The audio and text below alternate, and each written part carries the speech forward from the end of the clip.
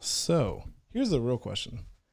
How do you have time to do all the stuff that you do? Because I've seen It's what you do. rough. No, like you play the piano, you race, you have what, a couple puppies, is that right? Yeah, Like, and then what else? You used to swim, you swam at North, right? I did diving and cheer in high school. I didn't know you did cheer, but I knew you did diving. But did you do Yeah. did you do like any swimming or diving at IUPUI? No, when I went to college, I didn't do any sports. I started out as a biology major and I was pre-med and I just had like zero time for anything other than school. That's why I'm not biology anymore because I was going to have to give up racing for years to be able to get that Really? degree because I just didn't have time and I was like, I'm not going to give up racing. So, Wow. yeah, but I Oh, just graduated, so class of yay. 2020 quarantine edition. Yes. So people who don't know, this is Alison Prose, and that's how you say it, right? Yeah. Okay, cool. Brought her on because she does the whole myriad of things. Racing. What two divisions do you like racing or whatever it is? So Kind of explain NHRA it to is me. the NHRA is like the organization I race in. That's the National Hot Rod Association, and then their divisions are just based off of like geographical location. So we're in Division 3. That's kind of like Indiana, Illinois, Ohio, Michigan, and Kentucky, kind of that area. Not exactly those states, but that Gotcha. general area. So I race divisionals around here, and then sometimes I just do some local bracket racing stuff. Not very often, but when I have free weekends, and then we do some national events, which those take place everywhere. They usually have 24 of those every year, and we usually hit about five or six of those. So, Yeah. So I read some of the articles that have been made about you, and mhm. you kind of got into racing what from your grandpa, your dad. Kind of Yeah. just how did you get into it? My grandpa well, he used to race and he's always been an engine builder. He actually used to build engines for the top alcohol classes and Top he stopped alcohol racing. classes. Wait, what's that?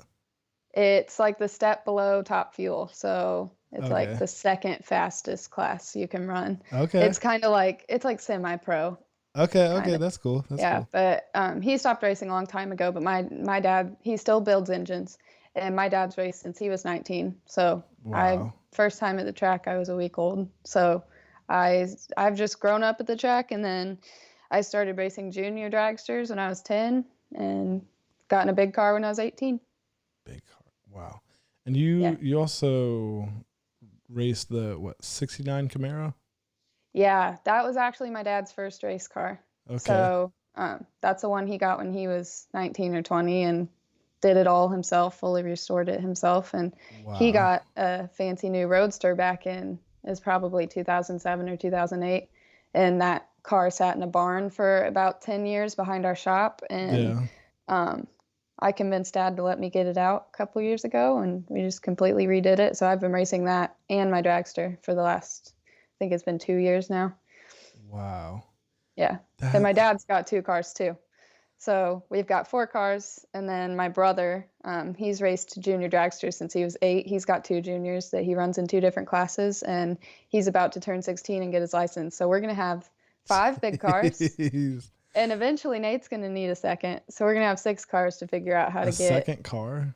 Yeah, So me and my dad gosh. both have two cars, so Nate's definitely gonna end up with a second too. All right. So explain to me. So are you just on a drag strip? Is that it, or are you going ovals or what? Just drag Nope, strip. just drag strip. Okay. And Yep, so what is that car? Excuse me. I'm so ignorant to all it's all this. good. Uh, the long skinny one. What is that? That's my dragster. That it's just called a dragster. Just a dragster. Mine is I feel like it's there an should be a cooler American name. dragster. American's a pretty like big builder. They're a Yeah. pretty big brand, but they're more big over in this part of the country, but they're pretty well known. So I have an American, and then my dad actually just last week got a 2020 Miller, and those are fancy because they've got front suspension, which no other dragsters have. It's got shocks on the front struts, So it's Gotcha. just a real smooth ride. And he just got a new Miller. So there's different brands of dragsters and different lengths, but a dragster is a dragster. So, Okay.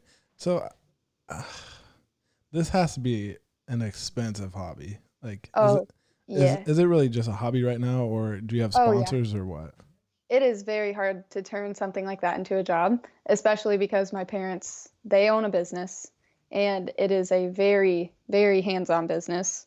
Yeah, And now I'm working there, and eventually, once my parents decide to retire, I'll own it. that's So it's cool. really hard to um, make a living with racing unless you're committed to like constantly traveling around the country Yeah, to win and actually make money and do well. And we just, first of all, can't leave our business yeah, to do that.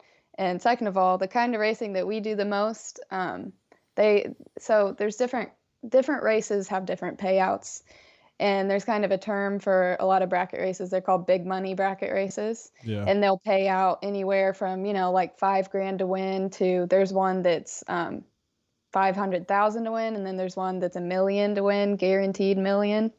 And so, yeah, and it's insane. I mean, it costs thousands of dollars for one entry into those races. It's a gamble, but we don't do that kind of racing a lot. We kind of hit those maybe a couple times a year, but since we Yeah, follow more like NHRA's divisional and national stuff, sure. that doesn't pay well anymore. Not like it used to. Anymore. And we'd really have to follow it and go a lot of rounds to recoup our investment with how many cars we have and how much we race and how much we Gotcha. spend. So are you just trying to break even, like at this point, No, or not even. you're This is you're a not even money pit. close? If you want to go Oh, racing, just be prepared to just set all your money on fire. that's insane. I mean, Yeah. people say that like with golf, for example. I mean, you pay a Yeah. bunch of money just to go uh, to whatever club and go play like the course fees, hmm getting new clubs all the time, constantly having to get new balls. But when you're racing cars, I mean, how are you? How often are you like replacing parts? Like, what are just like All the all the time. I time? mean, if it breaks, you fix it, and we freshen up our motors just about every winter. If that means replacing just a couple parts here and there, some winters that may be what we do, and then every few years, I mean, sometimes you got to do a full rebuild on these engines, and sometimes you'll need a new block. It just kind of depends, but you're spending at least a few $1,000s per engine each winter just to freshen it up. And that's aside from normal wear and tear. You got to replace parts throughout the year. Gotcha. And I mean, our fuel alone is $1,000 for a drum. And with how many cars we run, we may be going through a drum of fuel 1.5 races, 2 races. So about 2 weekends on $1,000 drum of fuel. You're Probably kidding. 2 weekends. Yeah. That's Uh, insane. we're lucky enough. We have some friends at VP Fuel who sponsor us and give us a couple drums free here and there. But Yeah, yeah, it yeah, it depends on how much we're racing and if we're racing every single car. But if we're going to a race where we're going a lot of rounds and we're running all yeah. 4 cars, we can easily go through a drum in a couple weekends. So So are you ever fully replacing an engine, getting like an entire new one? I know you said you freshened it up and whatnot. I just got a new one. Uh, I mean, on the one hand, at some point your engine kind of just completely turns into a new engine because you've replaced everything on it. I mean, the yeah. one that's in my Camaro, it's essentially the same one that's been in it since the 90s, but it's Wow. not the same anymore because Yeah. everything's been replaced really. Yeah. But we bought my dragster. It was a year old when we got it, and it's a 2013. So I actually just got a new motor, and that one is now our backup. So we're still going to keep it. And I mean, Gotcha. unless something completely just catastrophic happens, you can replace parts and keep it going. But we Yeah. really needed some better performance because I was pretty slow. And that's even though the kind of racing I do, it's not heads up. It's not first one to the finish line wins. There's a Okay. handicap start and there's a lot of math to it. But Gotcha. being slow still kind of sucks because of just the way it works, trying to drive the stripe and look over your shoulder, trying to find a guy who's coming up on you at 190 miles an hour and you're just like, okay, I'm just chilling at 165 and he's going to That's fly a past me. that's a big But difference. so yeah, my new motor, we've only got to run it once thanks to Corona, but well, I've ran it Sure. twice. but it went 183 on the quarter mile, and that's on a throttle stop. That's not all out. And then all out on the 8th mile, it went 153. So much better. My old one was like 139 on the 8th. So how are these people hitting? What was the top speed that you said that they could hit? Anyone in drag racing? I guess Like the fastest class? At your level. I mean, the fastest people I know that consistently run super comp in their dragsters, 190, but it may be 193. But there's the that's in a quarter mile, majority right? of people, yeah. But that's also on a throttle stop because the kind of racing we do. Explain. Okay, I gotta take a step back to fine. explain this. That's all good. That's all good. There's a few different kinds of drag racing. There's heads up, which is just you leave at the same time and first one to the finish line wins, which is what everyone thinks all drag racing is. Gotcha. But I would say the vast majority of drag racers bracket race, which is you dial in your projected ET, your elapsed time.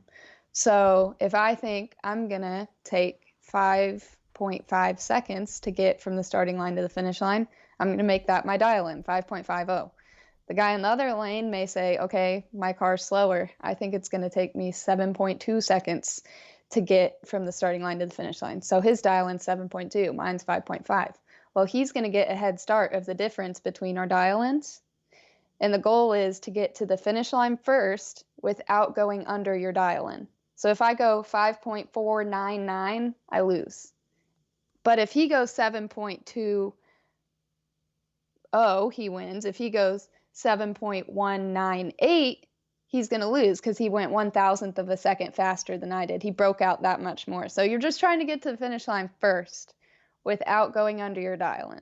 Gotcha. So that's why reaction times are like especially important in bracket racing because the timer doesn't start till you leave the starting line. And so if you're late on the starting line, your timer is going to start after them, and you can actually lose a round getting closer to your dial-in. They can be further off their dial-in and still make it to the finish line before you. Gotcha. And you're going to lose because you had a bad start. So the index racing that we do, that's like the NHRA divisionals and nationals. And instead of a handicap on a starting line and the Christmas tree letting you go first or second, you leave the line at the same time. And everyone's trying to run the same speed. So in Super Comp, that's my dragster. We're trying to hit 8.9 seconds. And then in Super Street, that's what I run my Camaro in usually. You're trying to hit 10.9 seconds. So instead of there being a delay on the tree, everyone leaves at the same time. And then to account for the difference in speeds in everyone's cars, what happens is you launch and your car instantly, there's this thing called a throttle stop. Your car instantly slows down to whatever RPM you have it set at. The throttle blades close to a certain extent. And it idles for however long you have set in your throttle stop. So if I have 2.5 seconds in there, I'm going to let off the button, launch, and immediately slow down to just a few thousand RPM and just coast for 2.5 seconds. And then it'll launch a second time. And I'm trying to hit 8.9 seconds by putting the perfect amount of time in my throttle stop to go slow for long enough to hit 8.9 seconds. And so here's so what's like the fastest time you've run? Because you're trying to make all these adjustments on the fly in a quarter mile in a matter of seconds.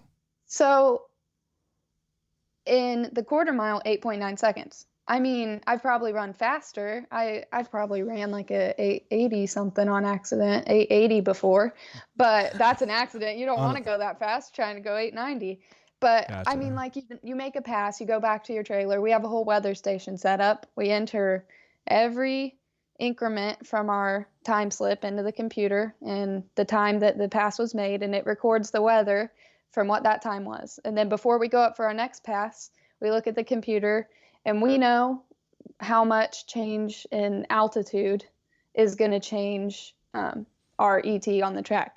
So, and how much humidity is going to change our ET and how much temperature is going to change our ET. So we just see the difference in all this weather information from our last pass to this pass we're about to do, and do all the math and just try to figure out what number to put in it before we go up there.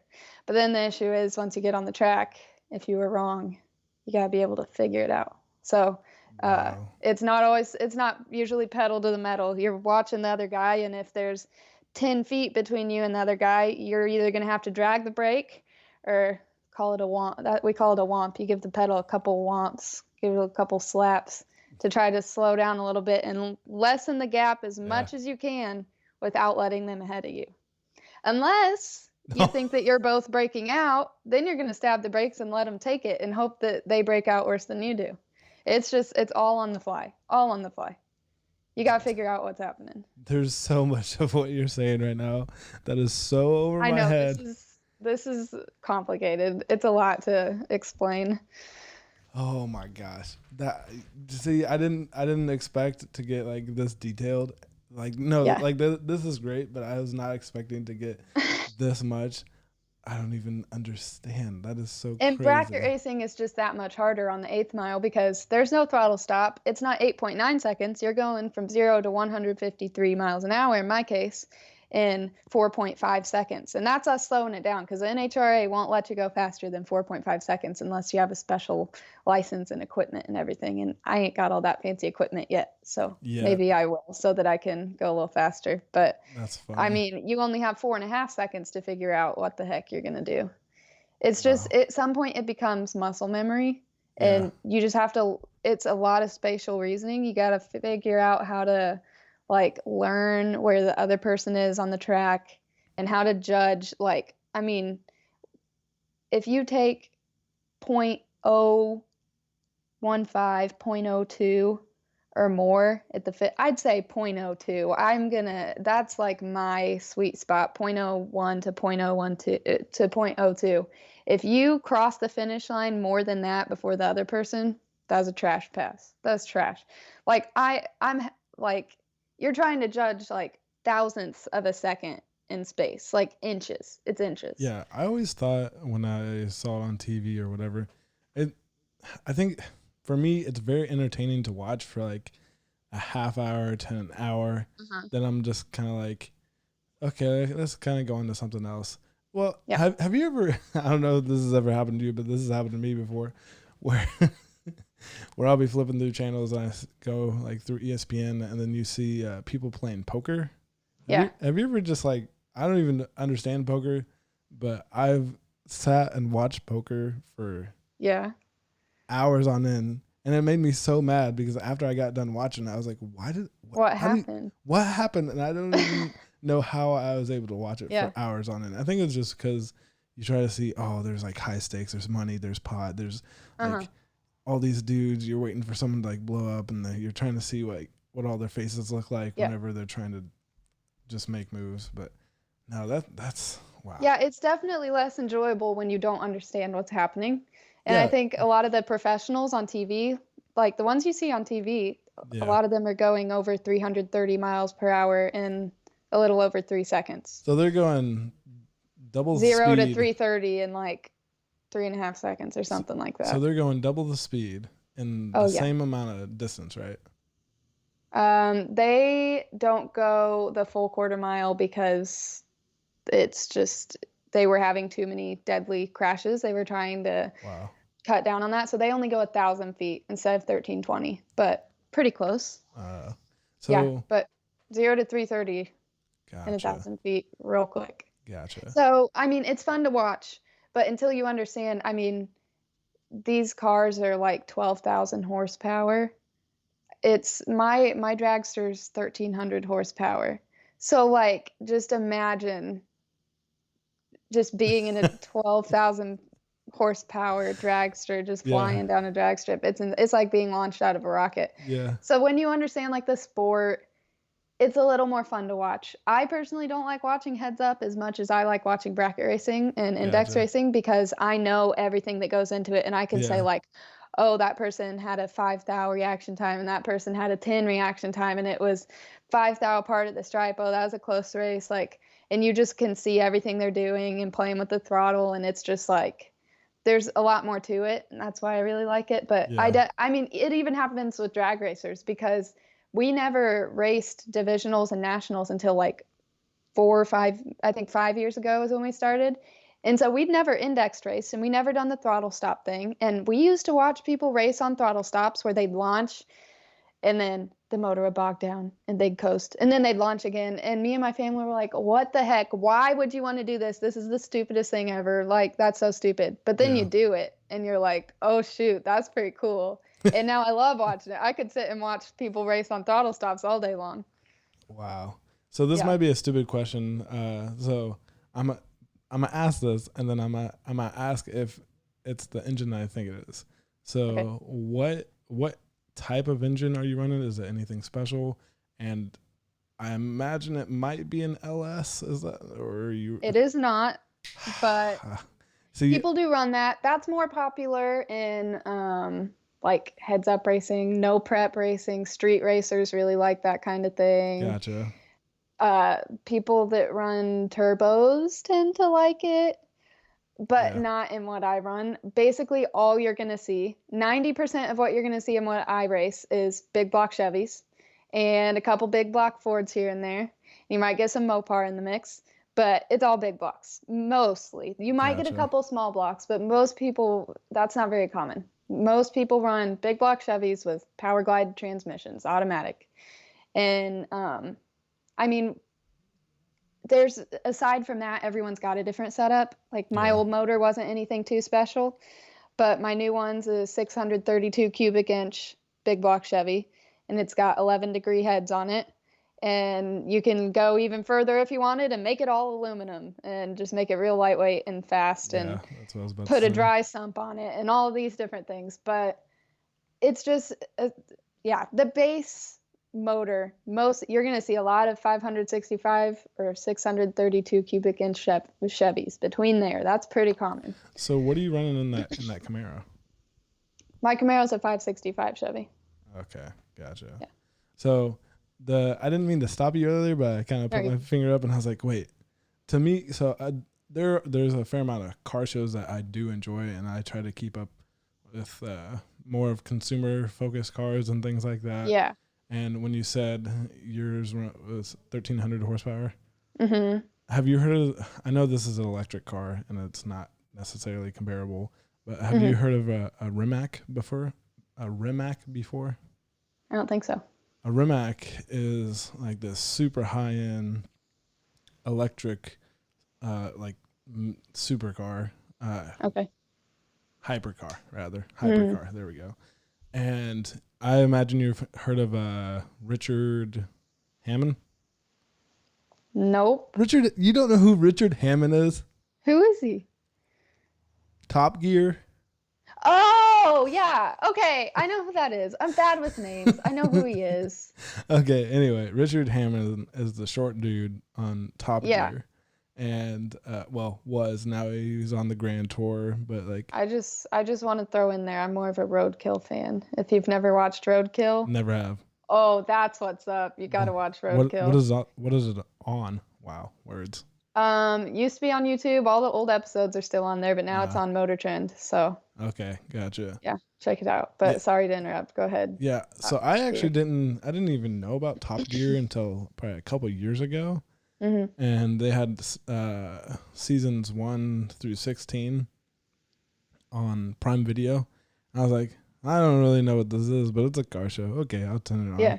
I turned it on. It's like it's more of a a car show that happens. It's more of a show that happens to have cars.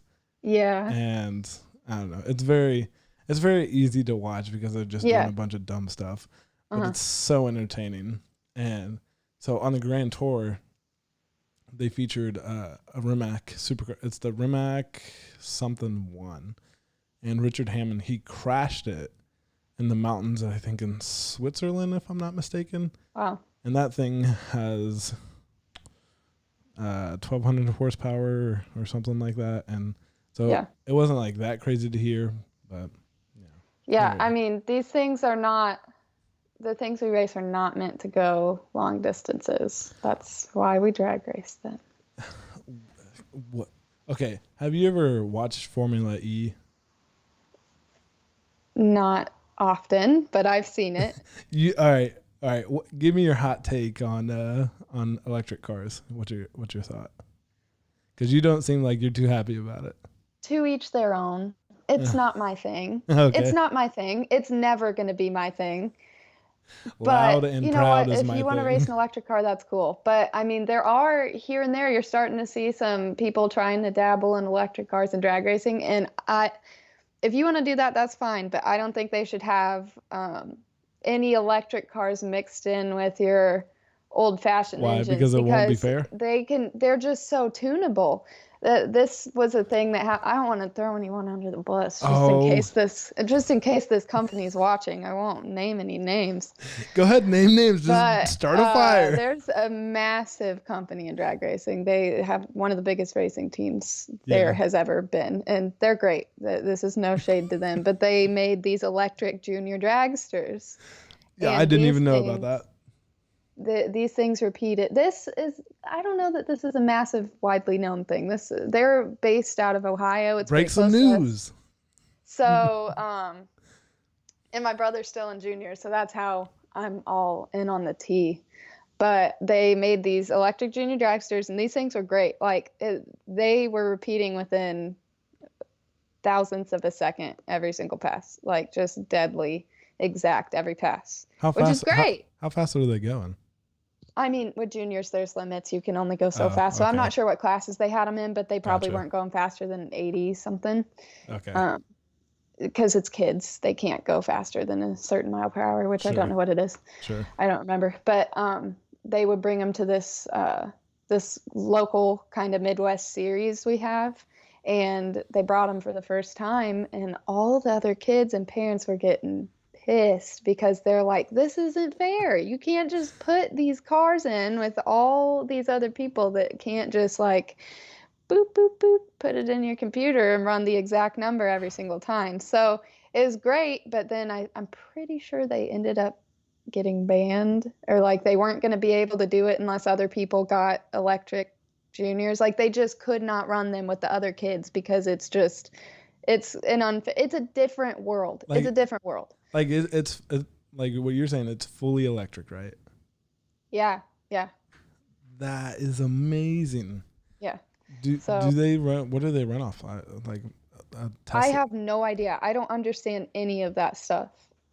Wow. If it doesn't run on gas, I don't understand it. Wow. What about a steam engine? I'm just kidding. That'd be pretty lit.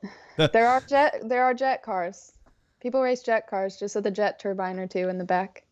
I mean, Jay Leno, he has a jet powered car. Mm-hmm. Have you seen that? Yeah. That thing's stupid. Yeah, that's ridiculous. That's a pretty common thing they like to bring out at national events, is like just like showcase events, just to have an exhibition pass at the end of the night once it gets dark, the flames going all the way down the track, just for fun. Man, that is so insane. So tell me about some of the gear that you wear for your dragster. Like, I imagine, because those things get so loud. Are you wearing like hearing protection and stuff like that?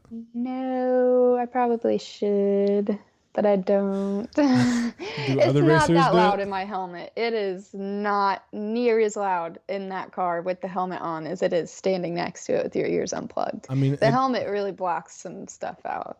Yes, but at the same time, it doesn't take that much effort to put a couple earplugs in. But I don't want to not be able, I want to be able to hear everything in that car. I want to be able to try to hear the other guy. I want to hear if I can hear him getting on and off the throttle. I need to hear everything. Gotcha. And if I were to go a step up, if I were to go faster, if I were to get in a top dragster or a top alcohol dragster, of course I would wear protection for my ears. But Jeez. At this level, it's unnecessary. My hearing is so damaged from just being at the racetrack since I was little anyway. I try to be careful, but yeah. So I don't wear any earplugs. I'm actually surprised that they don't make you wear them. Yeah. That's actually really shocking. So even I intern at a place called Berry Global, and if you were going down to the floor, you had to wear hearing protection even if you were working a desk job. I think it's just because it's a sport. You choose to put yourself in that position. I mean, you choose where you work. You choose to protect yourself or not. I mean, you choose like I chose. But it's a hobby. It's not a job. And I don't think anyone's gonna sue a drag racing like yep, lost the word. I don't think anyone's gonna sue NHRA because they lost their hearing from standing next to a race car or being in a race car. There's always that one person. Yeah, There's always that one person. you're right. You think about it though. Like I've thought about this a few times. You could think of the weirdest thing, and you think there's no way someone's into that. And it's like there's probably at least one person who's into that one thing. So there's also probably one person who's like, man, my hearing's real bad. That's probably because I've been racing all those years. Maybe I should sue. It's just such a common thing. I mean, if you're gonna drag race, most of the people who are drag racing aren't wusses who are going to go sue someone because they chose to put themselves in a car and not wear hearing protection. Like, I'm going to sue you because I didn't protect my own ears. That's not the type of person to do that is probably not going to be a drag racer in the first place. That's all I got to say. But yeah, no hearing protection, but I do wear a helmet and I got to wear a fire suit, and there's different levels of fire suits you have to wear depending on how fast you're going. But, I got my fire suit, and that includes pants and a jacket, but I just have a one piece. Gotcha. And then with open cockpits, you have to have arm restraints. So either like a wristband you put on that buckles into your you have a 5-point harness. Is that so just like if you flip or something like that? Your arms can't go out of the car. That's what I thought. Or it could be attached at the elbow on your suit. And then fireproof gloves. I don't think I race, I may be mistaken, but I don't think they require fireproof shoes, but I've always worn them and I always will. So I wear that. And then you have to have a wear neck hearing collar. Protection. Well, my feet are pretty important. I can't race without my feet. I can race without my ears. Well, wait, I lied. There's a guy that races in Indy who's handicapped from the waist down, and he races. So he has hand controls. I was literally about to say that. Yeah. Literally about to say hand controls. And then you have to have a neck brace, which we call like a little ring that goes around? We call those pool noodles, and they're, in my opinion, just basically completely ineffective and stupid. So I wear a Hans. What's that? It's actually not a Hans. Mine's a Simpson hybrid sport because I'm too little for a Hans. And so it's just thank you for that. It's this plastic shoulder thing, brace looking thing. It just sits on your shoulders, on the back. Some of them come down the front a little bit, but mine's just on my shoulders and across my back. And it's got this tether that moves side to side, and there's a tether on each side. And they put anchors on your helmet, and there's hooks. And you just put the hooks on the anchors, and your head can't turn past a certain point, left or right, and up or down. Wow. And so if you were to get into a wreck, it will not let your head go past a certain point in any direction. Gotcha. So they actually have tested it, and they say that if Dale Earnhardt Jr. would have had one on in this crash, he wouldn't have died. You mean Dale Earnhardt? I'm sorry, yeah, Dale Earnhardt, my bad. Sorry. It's all good. Dale. Yeah. No, so it's very important, and I wear one of those, and those aren't required at our level, but I would way rather wear that than a pool noodle on my neck. And so if you have one of those, you also have to have a Nomex hood. So I have one actually just sewn into the bottom of my helmet, so I don't have to put a full hood on. So yeah, That's about it, I think. Yeah, so the only reason why I asked that is because I know F1 within the past couple years, they had to institute having the halo that goes around the driver, so they don't like if a tire flies off, a tire doesn't fly and just kill you, you know? Yeah. But that's wow. And I mean, that stuff, I feel completely safe in my dragster. Like, I am pretty dang confident that I'm going to be perfectly fine for the rest of my life doing what I do. Have you ever had any incidents, like accidents on the track or anything? No. I mean, stuff happens, but I've never had like a wreck or anything. And I've had a lot of friends who've had incidents, and knock on wood, they're all fine. I mean, obviously stuff happens. There's hundreds of thousands of people who race in the US, and stuff's going to happen. And there are a few people every year who pass away from wrecks. But most of the time, I mean, you just don't see it happen as much anymore. And there are some stuff you can't really guard against, like tire shake. I mean, it literally just rattles your brain to the point you die. And there's not much you can do to guard against it. But I mean, it's not that common for it to be that bad that it's going to kill you, you know? Rattles your brain till you die? Yeah, it became a really big thing when there was a professional racer who during testing had tire shake. It's kind of just when you get off the line and the tires get uneven and they kind of just slap. You know, they kind of just shake. It's like a violent shaking. The whole car just rattles like crazy. And he was fine. And then it was either that night or the next day, he just died because he just had brain trauma he didn't even know about. So there's things you can't guard against. But for the most part, I feel extremely safe in my dragster. Wow. You are uncovering so many things that I had no idea. Yep. That is so crazy. Wow.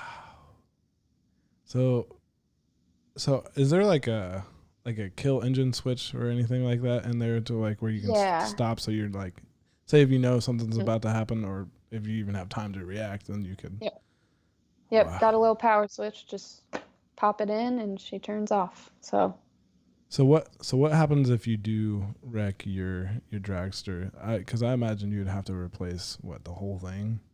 I mean, it depends on the wreck. Sometimes you can just put if it's like a front end hit that didn't hurt anything else, you can just put a new front clip on it. I mean, if you smack the wall, you may just have to replace the body and just have the chassis recertified. It kind of just depends. I mean, I've seen people roll their dragster and it be looking pretty okay, other than the body. It's going to be really torn up. One of our really good family friends, like longtime friends, they are like family to us. They race top alcohol dragster, which, like I said, is like the step below like professionals. And so, I mean, he's going almost, I want to say 270 miles, 280 miles an hour.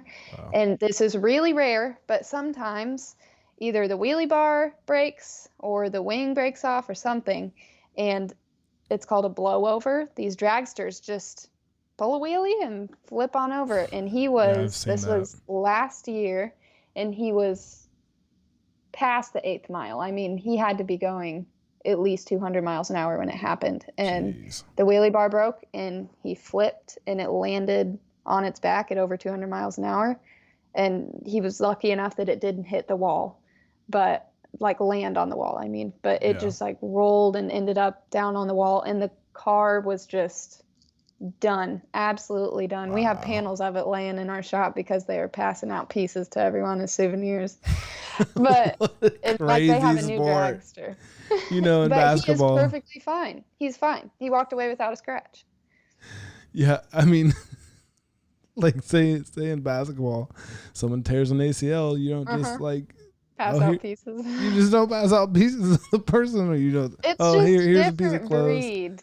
Drag racers are a different breed. God. If you're crazy enough to do that, you gotta be crazy enough to laugh about it and pass out pieces of your shattered car. That's so crazy.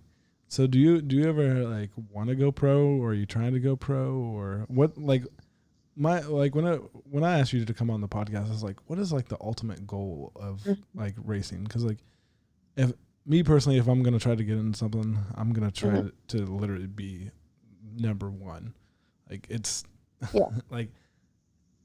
Well, I mean, it's like asking someone who plays baseball, what's your goal in baseball? Go to the MLB or just play baseball because you love playing baseball? I mean, most people aren't going to go to the MLB. So right now I'm racing because I love racing. I mean, I'd be perfectly happy doing what I do right now for the rest of my life, which odds are I probably am, because that's what most people end up doing. It's a hobby for their life. You make like family at the racetrack. We all travel around across the country together. Like and that's another great thing. I have friends like all the way out in California and New York and just all over the place just from racing. And so I'd be perfectly happy where I am for the rest of my life. I have like goals like winning divisions and winning national events, and it'd be great to be a world champ in my class someday. But I'm not saying if I got offered a professional seat, of course I'd take it. I'd never turn that down. So how do you become a professional? Most people be born into a family of professional drag racers or have millions of dollars. Sure. But there That's are so the select crazy. few that they're just really good and they get noticed and they work their way up through the ranks, or they get some crazy opportunity out of nowhere to drive for someone and then they get their name out there. And a lot of people, I mean, you see random people come and go, they'll be like, oh, it's a new professional racer, and they'll race like 3 races and you never see them again. That happens on occasion. So, I mean, So it's really, just essentially, highly the unlikely. only the biggest. So there's not really like a requirement. It's like if you just have enough Oh, money, you're just a oh, professional. yep. If you got the money, you can do it. But I That mean, is it so costs weird. them millions and millions of dollars a year to run these professional cars. Yeah, I understand that. So like, I kind of compare it to other sports. So I played football and I played baseball, right? Hmm. And I think everyone knows kind of what the barrier to entry to one of those sports. It's you got to have enough skill, and if you have Hmm. enough skill, essentially, and a lot of times knowing the right people as well, then you have a really good chance of making it to an NCAA team, or and then after that, professional, whether that's going overseas or going to the NBA or what have you. There's Yeah. not necessarily like a money requirement that Hmm. prohibits you from being like that is so weird. It's not like a performance based type deal. But that's also like you can go as big or as small as you want with it. There's a lot of people who take their street cars and Yeah. go race their like local track every single weekend and they call themselves a drag racer because they are and they love it Yeah. and they have fun. And that costs them about $0. I mean, you got to pay for an entry fee and Yeah. some extra fuel to race your street car down the racetrack, but if that's what you want to do, I mean, that's a pretty cheap way to drag race. And then you can go a little bigger and get yourself a race car and bracket race locally. But it's just drag racing so different because it's not a team sport. It's very Yeah. individualistic, and you get to choose how deep you want to go with it. Like if I wanted to be a quote professional drag racer, Yeah. you don't have to be on TV to be considered a professional drag racer. The guys who go out and race for a living and just buy a race car and they get good enough that they can win rounds and win money and they put a lot of money and time into it and travel all over the country and they make a living for themselves racing the same races I do, they're professionals. I mean, that's a professional drag racer. So that itself is not a goal for me. I went to school for accounting and finance. I want to have a job. I want to do that. But I mean, if I'm going to get offered to drive a 200 some mile an hour car and get paid to do it and travel the country, like I'm down. That's so crazy. Yeah. Wow. That's so cool. So what is like the biggest race you've personally won, or like what's the best you've ever placed? Probably the biggest thing I've done so far, it wasn't a win, but well, I guess the biggest thing I've done is I placed third in my super street class in my division last year. And it was really tight. Like at the end of the season, it was anyone's game, but I just ended up in third. Oh well, So maybe. what what what two cars took first and second? Um, One was a Fox body, Mustang. Mustang, Yep. Mustang, Yep. and the other one was a Cavalier. And both of Wait, them, I want to like point a out, Chevy Cavalier? yeah, and I want to point out that both of them were tube chassis cars. And the NHRA, if you're listening, that should be outlawed in Super Street because your girl's running a heavy, full body Camaro street car that was turned into a race car. That's what Super Street's all about. Yeah, a Chevy Cavalier. Um, That's a small economy car. It's not even like a muscle car or anything. I mean, an old model, but yeah, yep. That's So that was pretty great. That's probably the thing I'm proudest of. But gotcha. I mean, I went to the semis at a national event in Chicago. I want to say it was last summer. Yeah, it was last summer. And I went to the semis, and they have this race at this national event. It's like a separate race. It's called the JEGS All Stars, and they get basically the number one person at that point in points from each division around the country Yeah. and put them against each other in one race to see who's like the best racer in the country in each class. And then they add up all the points and see who's the best division. And so you get a lot of crazy good racers at this race. And I made it to the semifinals and made a stupid rookie mistake because my stomach was in my butt and I wanted to throw up because of all the people. I mean, grandstands packed, cameras on big lulls in my face. I was like, oh, I'm gonna puke. But I made it to the semis, so that was pretty cool. But Wow. honestly, I've started calling myself the semi queen because Because that's the you always thing. make it to the semis. Always a bridesmaid, never the bride. Ah, come on. Yeah. I mean, Semi. you have to get there someday. Yeah. You have Yeah. to. I mean, I've only been racing big cars for a few years, and a lot of people race their whole life and just never win, especially with what we do. We don't do like local bracket racing a Yeah. lot. We race against some really crazy good people. So it's all good. I'm not disappointed. I'm happy with my performance so far. So, you, how did you manage class, like college? Like you were a full time student, right? Yeah. How did you manage college courses and racing? Like, because I just went through, Hmm. so I graduated a year ago now, right? Hmm. And I wouldn't say my classes were super rigorous, but Yeah. having that, and let's just say, I imagine if you're racing in school, you had no social life. Racing is my social life. Okay, yeah, makes Yeah. sense. I mean, Okay, school, Monday through Wednesday, leave Thursday to go out of town racing and do homework on the way there and on the way back. And a lot of the time sitting in the RV over the weekends doing homework and just trying to fit it in when I can. But I mean, make sure my classes were only Monday through Thursday morning and we're chilling. yeah, I don't even know how you managed to get Monday through Thursday morning. A lot of times you I just get yeah. dealt your hand. It's because I went to a big school. Lots of options. I mean, you went to IUPUI. I mean, yeah, Yeah. it's a pretty big school. Yeah. There's like 50,000 students there. So there's some options for classes. Wow, that's Yeah. crazy. Yeah. Yeah, your boy, I stayed local. I went to ISU. Roll Uh-huh. trees. I But screwed up. eh, chill out. Chill Hey, it's out. okay. I went to Ooey Pooey. Chill out. I No, went to okay. Ooey Pooey. So for the program that I went to the packaging engineering program, Hmm. and there's only like a handful of schools that even offer that Yeah. degree, and ISU happened to be one of them.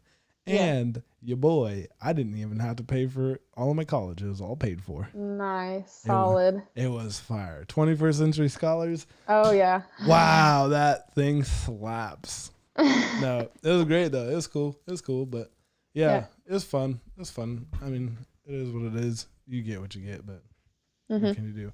How was IUPUI? I've had a couple friends go through there, but I've never really It's heard not for anything about it. everyone, but I loved it. Not for I everyone. absolutely loved it because it's a commuter school. It's not going to be your normal college Yeah, experience. Like 70 some percent of students commute, and there's only a few dorms on campus.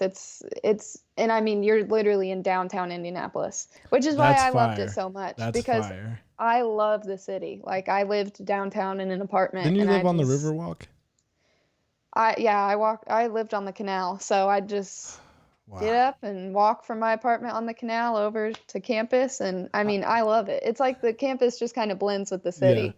I'm And just saying. you got the Kelly School of Business Yeah, there, which is yeah, great. And my first year in biology, still best classes I've ever taken. I miss it. I miss it so really. much. They've got the med school there. They just have a lot of great like science programs. And then you got Purdue Engineering. It's just like Yeah, there is anything you want to do there. And it's all yeah, I can only speak for the Kelly School and the School of Science, but both yeah. were very great. Yeah, okay. This sounds weird, but I've been a big fan of you for a while, just because like I see what you're posting on like Instagram and stuff, and you're like, it's like dogs, Disney, racing, and I'm just That's like, my life.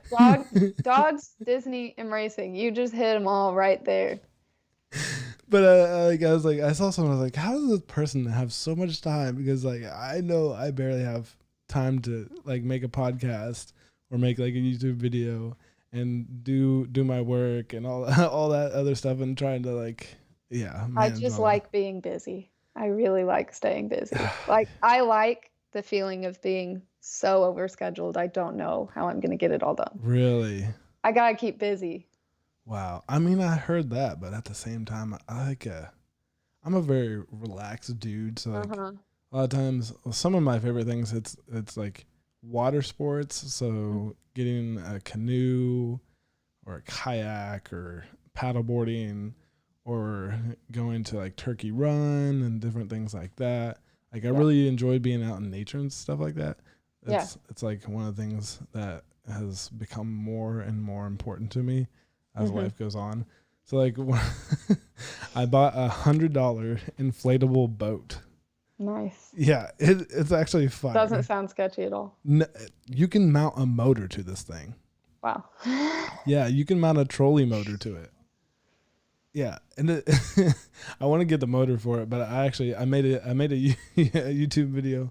It's like a vlog style video of me and my cousin. We took it out to Hawthorne Park, and we just used our paddles, and we were just sitting out there having a good time. And Nice. you can throughout the video you can see progressively I'm getting like tired and tired because we had to like keep paddling to like a center spot because we keep drifting, and like you can just see my face. I'm getting red and my shirt's off, and then I'm just like, my head is laying on the boat, and I just have the camera up like this, and I'm like, we're out here on the boat. It's fun. We're having a good time. Just dying in the middle of the lake. Yeah, it was a good time though. I wouldn't mind doing it again. The boat's just sitting in my trunk right now, so that's pretty fun. Nice. But never know when you'll need it. It's coming handy. It's coming handy. But yeah, that's cool. But well, I don't think I really have any other questions. I'm sure I'll find more questions. All right. When I get off, but yeah, you hit me up if you got any more. Bring you back on the podcast. Yeah. But yeah, I appreciate you coming on the podcast. It was real fun. Yeah, thanks for having me. How long have we been on here for? Let's see. It doesn't tell me. Almost an hour. That's fire. Yeah, I've had a podcast go on for 2.5 hours. Really? Yeah. And my friend Jessica Van Loo, she came on the podcast and she talked about, I think it was her trip to, well, she came on twice. But I can't remember what the first, she went to Africa. She was on a mission trip in Africa. Oh, wow. Yeah. So actually that's cool. Oh, I actually have a really good story for you. Okay. So my aunt's brother, son,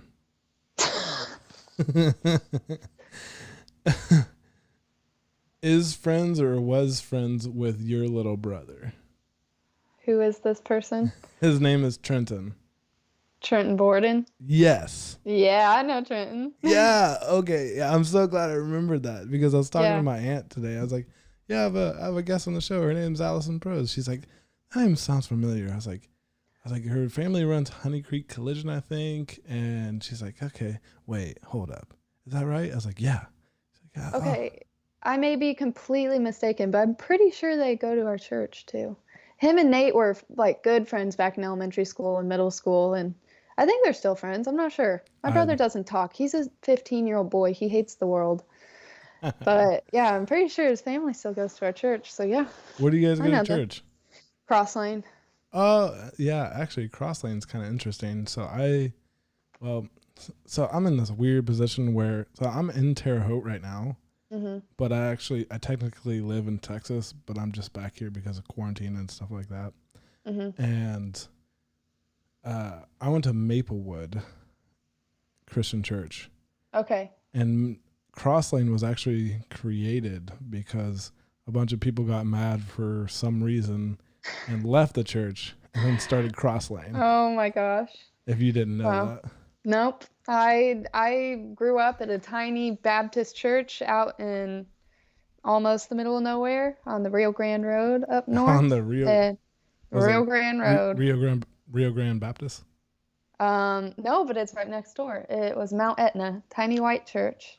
Oh, yeah. Super small. I mean, there had to be 60 people at that church, and half of it was my family. And we left and went to Cross Lane when I was in middle school. And then I got involved with the youth band and now the worship team, and the rest is history. Yeah, I don't know if I mentioned this earlier, but you play piano? Uh-huh. I've seen your videos playing piano. You go crazy. Thanks. Thanks. I am Jeez. trash compared to what I used to be in high school. I just never have Because you're time to play doing so anymore. many things. But Yeah. you actually might know my cousin. His name's Ronnie McConnell. If you saw him, you'd know him. So like, Is it? I know a guy named Ronnie from high school. yeah, that's him. He's black. Well, He's a black dude. is his name Big Worm on Instagram? Is that him? Yes, that's Yeah, I know who he is. that's my. I'm in his house right now. Oh, nice. Yeah, he's literally behind this wall playing video games. Solid. Yeah, but and then actually, his sister Kaylee was in your grade. Kaylee Parks. Yeah, I may have went to middle school with her. I think I did. Did she go to Otter Creek? She did.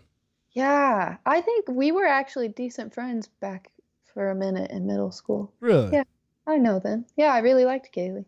Yeah, she's nice. She's cute. I'm actually in her old room right now. Oh, wow. Yeah, so yeah, I'll send you a picture of what my setup looks like. It literally looks crazy. Like if I should like zoom out just a little bit, it's just like, Yeah. whoa, how's this dude doing No one this? sees that though. Yeah, it's fire though. And then, so I'm trying to think, how did we meet? We were Latin. Latin was fire. Latin. I'm not even gonna lie, I was a trash Latin student. I knew nothing. If she liked you, she gave you at least a C on the exams. Oh. I definitely got Fs on all of them, and she gave me straight Cs on my exams. Passed with Bs, whatever. Okay, here's real talk right now. So in those Latin courses, Yeah. I did not care. Like there was one point in time where I actually like learned a little bit and I did really good for a semester, and really good for me in Latin class was like a C plus B something. Yeah. I'm not joking though. Most of the time, I think she literally just passed me with like a D, just to pass. If she likes you, she passes you. That's how it works. Yeah. Coela sedent sub arbore. Sub under the tree, baby. Yeah. I said that. So I took like 3.5 years of Latin or whatever. I didn't do the final semester of Latin because I was just like, there's just no way. No. And so I ended up having to take a Latin class at ISU.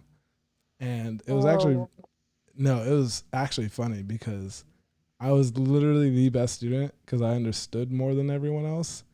And I'm not even joking, I was literally teaching people Latin. Nice. I was literally teaching people. Oh, how the turntables. Oh, how the turntables.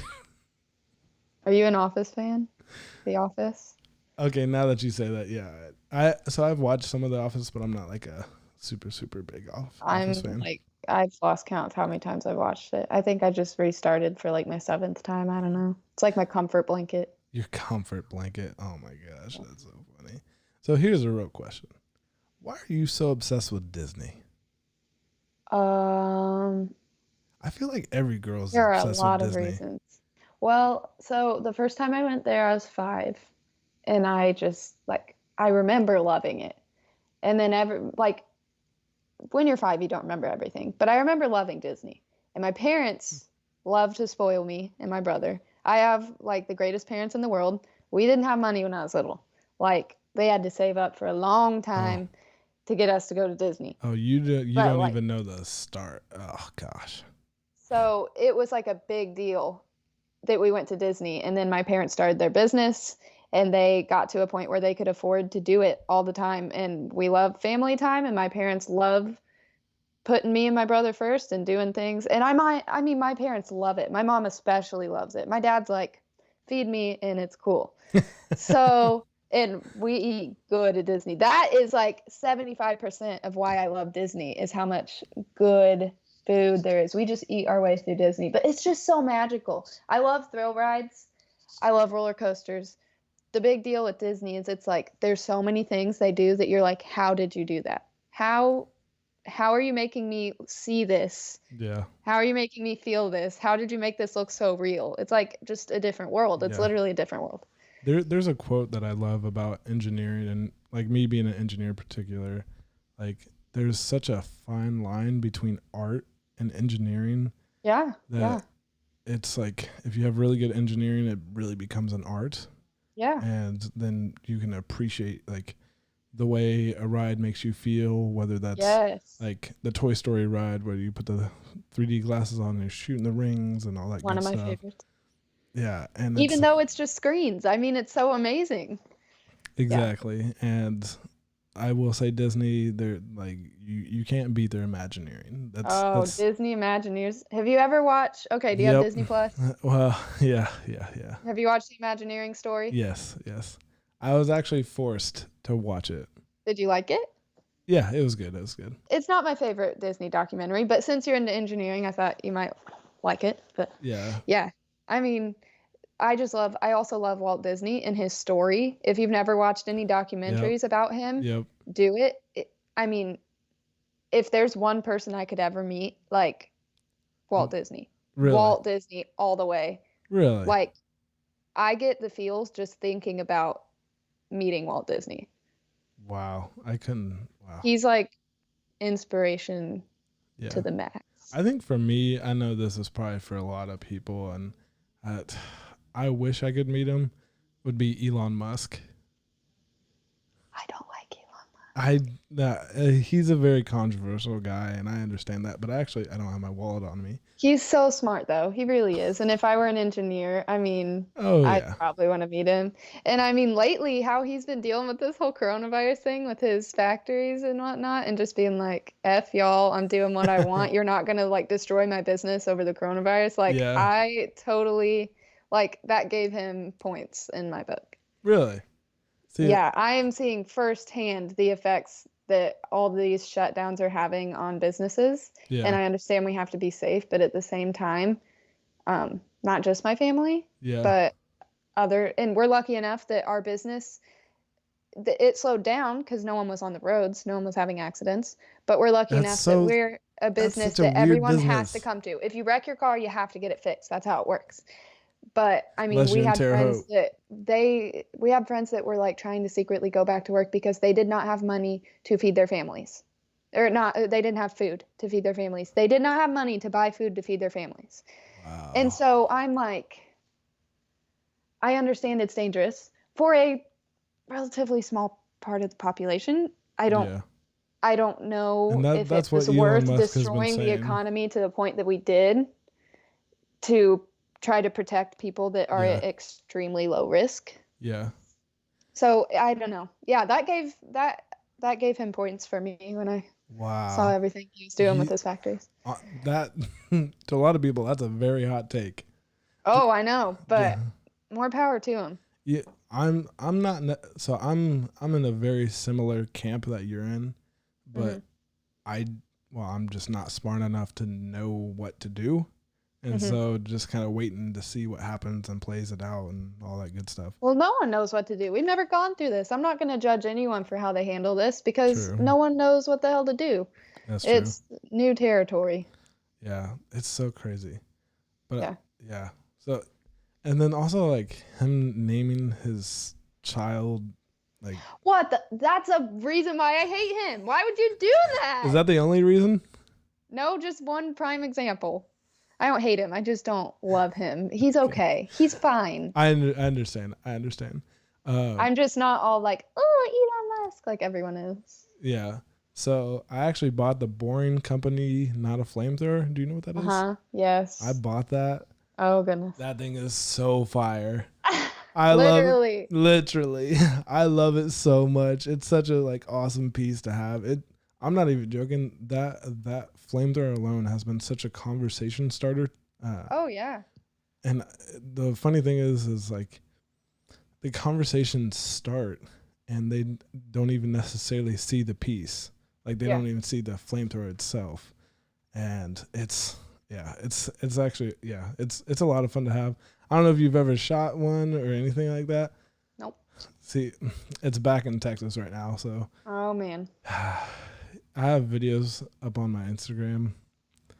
It's you literally see my reaction. So like I have it on like a boomerang type deal, and you literally see my action. So I'm like I have the trigger and I go,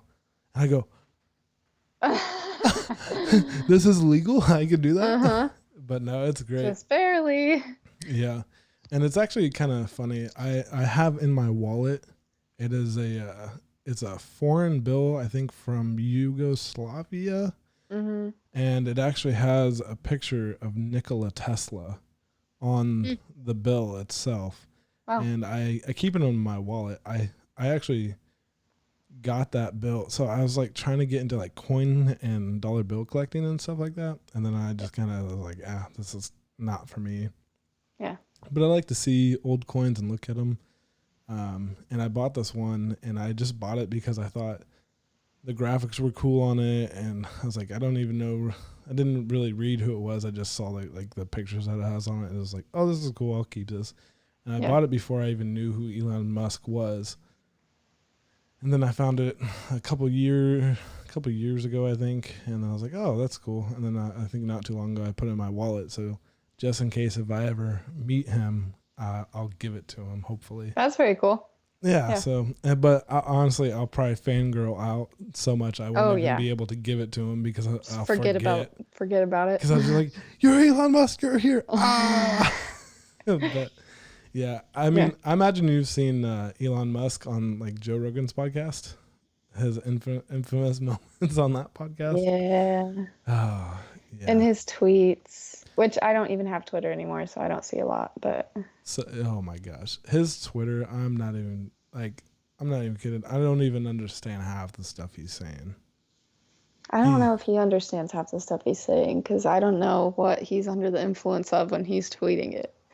Did you see though that he's like pretty much getting rid of like all of his possessions? Like he's getting like rid of houses and different things like that. Mm-hmm. And he's just gonna like rent houses and stuff like that. I don't know what all he's gonna keep, but it was just interesting to see that someone who's a billionaire in, SpaceX and the Boring Company and Tesla to do that. Like I don't think there's that many billionaires that have done that or will do that. Yeah. But yeah, it's pretty cool. Yeah. So, well, that pretty much wraps it up. I think I've already said my fangirling out. You can probably tell by my voice. I'm just like, I'm satisfied now. Elon. That's right.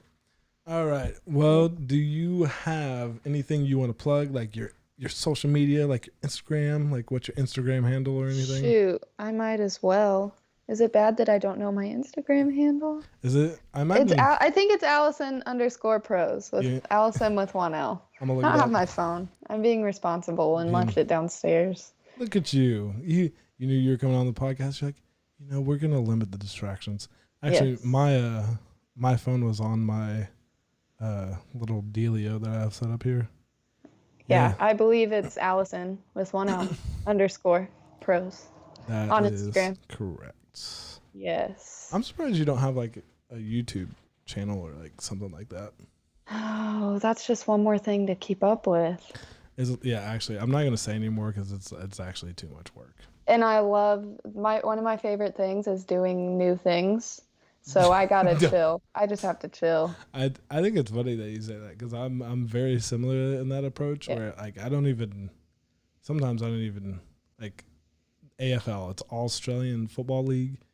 Like I don't know if you've ever heard of it or seen it, but it's absolutely crazy.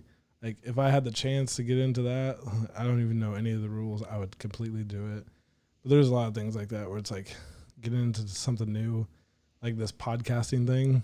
Completely new territory for me. Like I'm pretty good with technology, and I was able to piece all this together to where it looks somewhat acceptable. So, but well, that was the Full Chat podcast. Thank you, Alison, for coming on the show. And thanks for having me. Hey, it was my pleasure. You probably can't see that point. There we go.